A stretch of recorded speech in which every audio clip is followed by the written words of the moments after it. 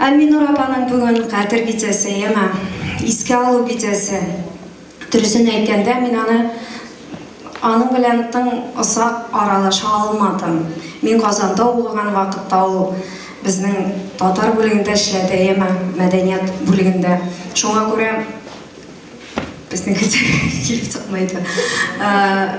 Альминур апаны бик кызганычка каршы яхшы белә алмадым. Шулай да азыраак кына булса да аралашып калдык. Кызганыч менә соңгы вакытларда безнең фольклорга, татар халык авыз иҗатына тың игътибар бирелә башлады. Ул азыраак алданрак булган булса, бер 10 еллар элге Альминур апа исән вакытны шул бәйрәмнәр, безнең конкурс фестивальләр, түгәрәк уеннар үткәрелә башлаган булса, яхшырак булыр иде. Без аның белемнәрен, белгән йырларын кәнрәк кулланып калыр идек, кәнрәк белеп калыр идек. Шулай булса да, менә монда әнәймә безгә ул үзенең йыентыгын калтырды, йырлар йыентыгын. Ул исән булса, хәзерге көндә фольклорга игътибар кәнрәк бирелә башлагач, аның кәнрәк ошындай йыентыклары чыгыр иде дип мин уйлыйм. Рәхмәт мәдәният йортына ошындай әйбәт бәйрәм ясаган өчен, искә алулар өчен. Bütün folklor коллективларны почти йыйып алганнар әйеме. Барысы да түгел, ләкин йыелганнар, катнаштылар, йырлайдылар, Себер татарлары, татар йырларын йырлай башлауларына тың масаям. Минең йырларны йырлай башладылар дисктан өйрәнеп. Хәзер минең йыентыгымны көтеп торадылар, сорайдылар. Кызганычка, опять кызганыч, акча юк, чыгара алмайбыз пока. Чыгарсак, тоже зур бәйрәм булыр иде безнең өчен.